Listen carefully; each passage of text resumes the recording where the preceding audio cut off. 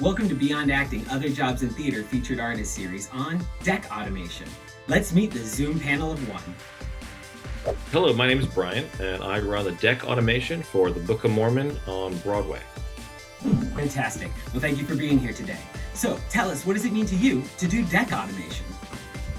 Deck automation basically means that I move the scenery around the stage floor. I install, cue, maintain, and operate the mechanics and computer that handle all the moving parts of the scenery that magically roll around the stage floor, lifts that open, traps that open, turntables that spin, that kind of thing. I make that happen 8 shows a week. And what is the process like when you're working on automation? So when you get hired to do an automation job, the tech supervisor, which is sort of like a production manager or a tech director, depending on where you are in the theater world, will hire people he trusts to take on these roles. For an automation job, what that's really going to mean is dealing with the scene shop that's building the scenery and the automation equipment so that everything is going to work when it shows up on site. That usually means some time at the shop. Sometimes it's just a few days, sometimes it's several weeks, depends on the show.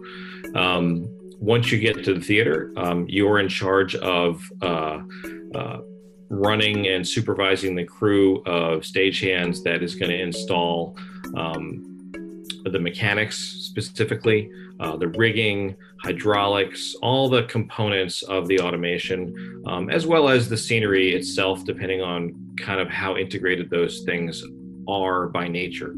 Once that's all physically installed and working, which could take several weeks, you then have to sit down and you're going through the tech process and preview process and all that, and you're going to sit down at the console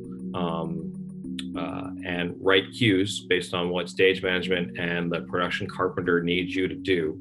You're going to cue all the cues in the show so that when we hit go, when they give you the go signal from stage management, you're going to get the same exact thing every night, every show, every time. Once you get through all that, if you're still breathing, you get to opening night. And then what you kind of do is you maintain the systems. So you make sure things are in working order every night before the show. You run the show 8 times a week, and you're coming in for work calls and repairs and updates and all that kind of stuff. Everything from coming in the next morning when something breaks to coming in once a year to deal with fireproofing of soft goods, things like that, and moving things around for that kind of work call, to simple weekly or bi-weekly maintenance of the show. That's the gist of the job in a nutshell. And what is the time frame of commitment like when working on deck automation? So if you're starting a new show, again, this will depend on the show pretty significantly. You know, if it's just a straight play with a couple of effects, this might be a matter of just a few weeks to get a show installed and up and running. If you're doing a significant play, a musical, a Broadway musical, you could spend 3 months going from your first day in the shop, or even longer for some of the big gigantic shows, from when you first start in the shop until opening night. Those days, whether it's just a couple weeks or several months, tend to be long days. For the carpenters, which I'm part of the carpentry crew, those are often 8 a.m. to 10 p.m. or midnight on a regular basis, with maybe a day off, often no days off. So it could be a pretty grueling schedule getting the show up and running. Once the show is running, there's the reward. It's not that kind of grueling. I work evenings, and I work weekends. So what I say to people at parties is I work when you don't. I go to work when you're off work. If you have a regular civilian job, I work, Tuesday through Sunday evening with a couple matinees tossed in on usually Wednesday and Saturday or Sunday. So that's kind of the time frame. It's, less than 40 hours a week most weeks, if you're running a show. And what's your favorite part about doing deck automation?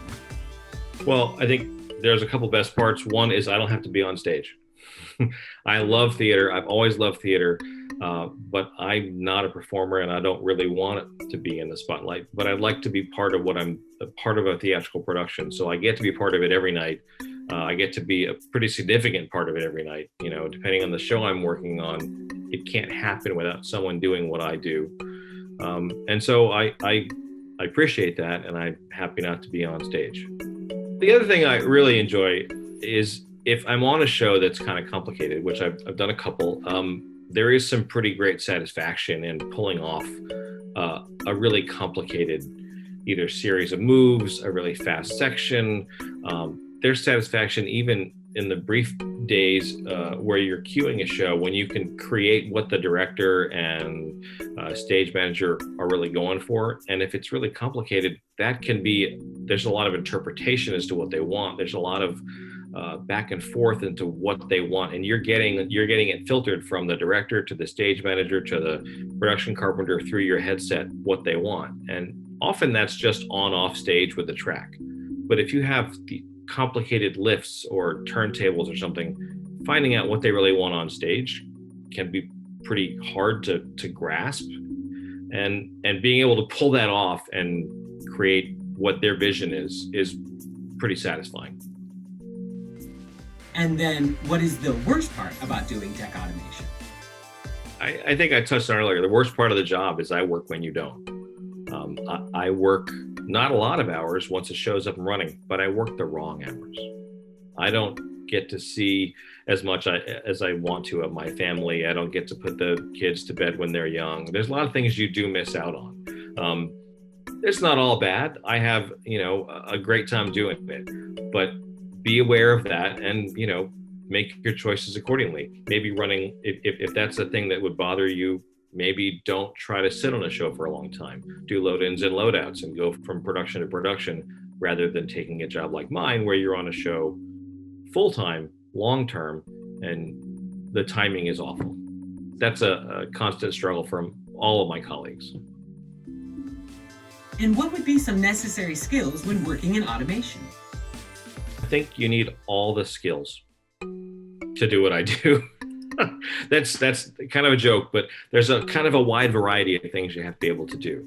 Everything from, you have to understand carpentry, you have to understand mechanics, you have to be willing to be flexible and work on the fly with whatever someone hands you, whether it's fabric, rigging, hardwoods, drywall, a hole in the floor you have to deal with, like you name it, you have to kind of be able to roll with it.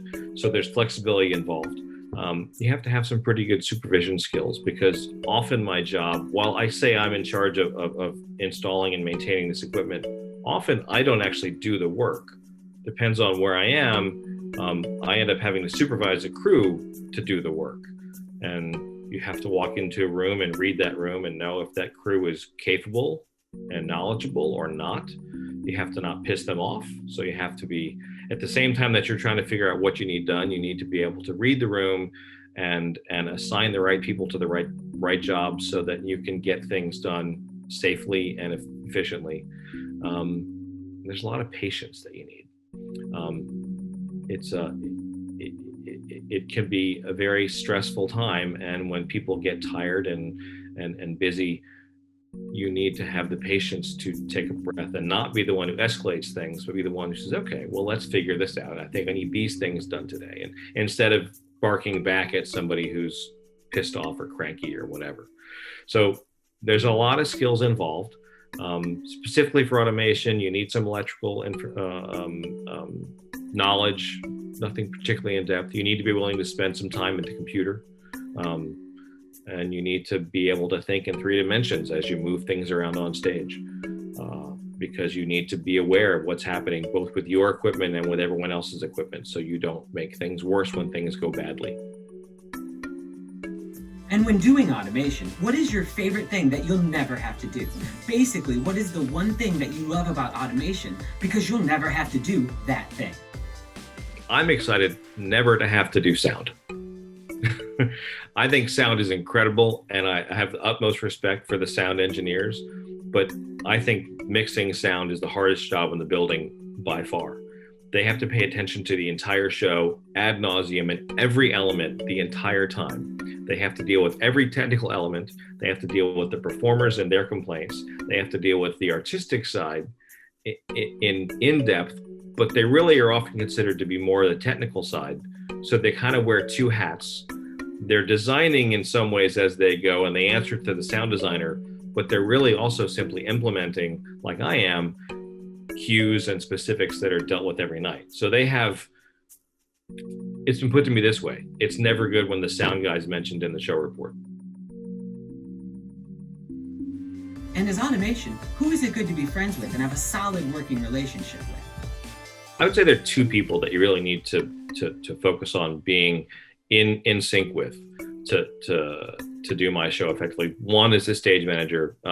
Same kind of reasons that everyone else will give you, is that they really are driving the bus, and you kind of have to be able to have a good working relationship with them, so that when things go well, it's all smooth, and when things go poorly, you can work well together in the flash of an eye, because things can go so bad so quickly. And unlike other, if there's a bad costume change or a bad sound cue, nobody dies. We can really hurt people doing what I do, and we have to be able to be on the same page right away, and that's important. So it's really important to be in touch with stage management and work well together. The other one is the production carpenter in charge of scenery and the on deck. He is sort of the person that I answer to, sort of most immediately and specifically, and we need to be able to have a good working relationship, so that when he wants something, I know what he means. When he says stop, I know that means stop. When he says hold, I know that means hold, which is a different thing in automation, so we don't ruin things. We have to kind of have a good rapport, or it all falls apart. And what if someone is interested in automation but wants to try something with slightly different skills, or maybe less necessary skills? What might be some other jobs for them to consider? Well, everybody I talk to says, oh, well, you could probably build houses, or you could, build decks for people. And really, for me, there's no interest in that kind of thing. I do like carpentry, and I've always liked building things.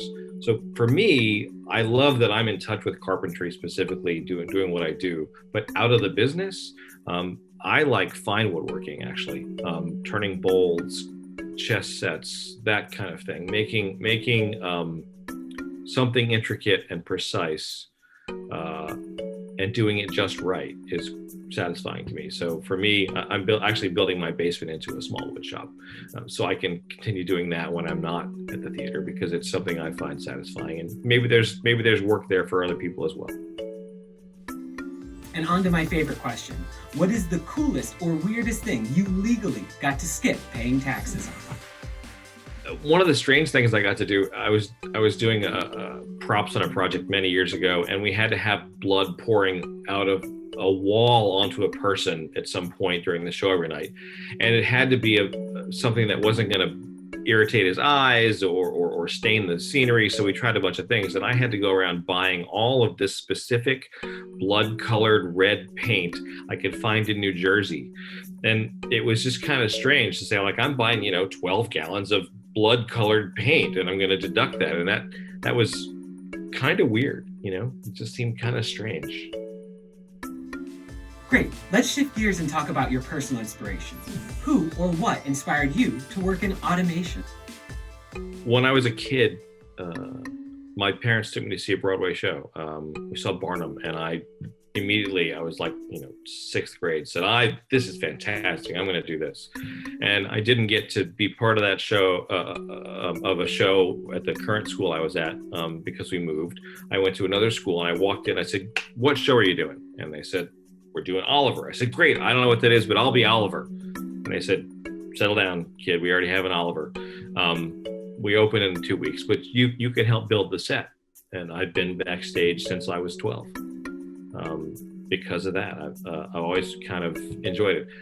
The next thing that really struck me, that kind of made me solidly be interested in being backstage, was I saw, in high school, I saw the touring production of Les Miserables, And as a guy backstage, I was blown away by the barricades and the turntable. I know it's pretty passe now, but at the time I'd never seen anything like it. And I was just like, this is even possible? How could this happen? I just build, platforms, maybe some of them are on casters. And suddenly this whole stage is spinning and rotating, and I was blown away and never looked back. And for our last question, tell us about a dream project for you. This could be a show, a venue, or even a different medium entirely. So what is your dream project? In a way, I will say I may have already had a dream project.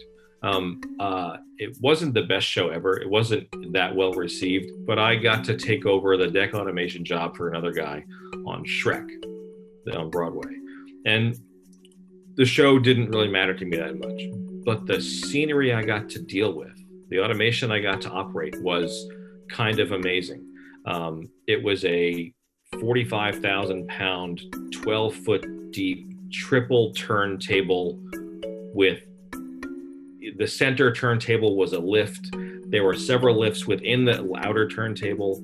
The three turntables did not share a center.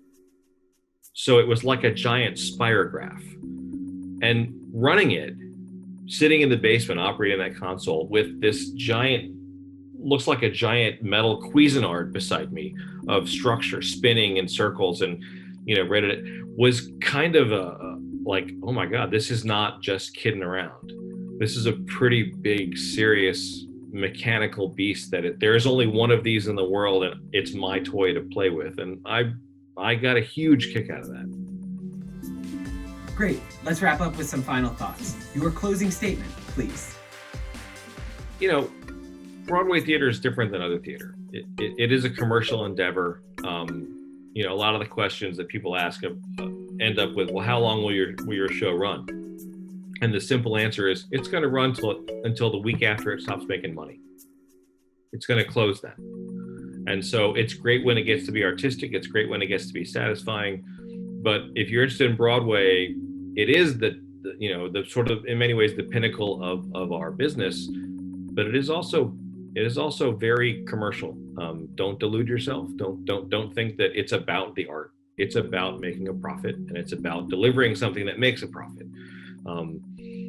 So it's a great business to be in, but be aware of where you're heading, and be aware that you're going to give up. You may give up a lot to do that, to be part of that. There's a lot of reward in a Broadway career. You can make a good living in theater. You can enjoy the city. You can be part of something really special. But part of the reason you make a good living is there's quite a big hefty trade-off for that, and don't go into that blindly. If that isn't something you want to deal with, other theater situations may be a better fit. So think about the difference in regional theater, in community theater, in teaching, in Broadway, all those sorts of different venues, before you kind of try to head one way or the other, because it's a very different life than I ever expected to have in theater. So there you go. Perfect. Thank you for being here today, Bryan, for sharing your wisdom with us. Thank you all for watching, and we'll see you next time. Later, y'all.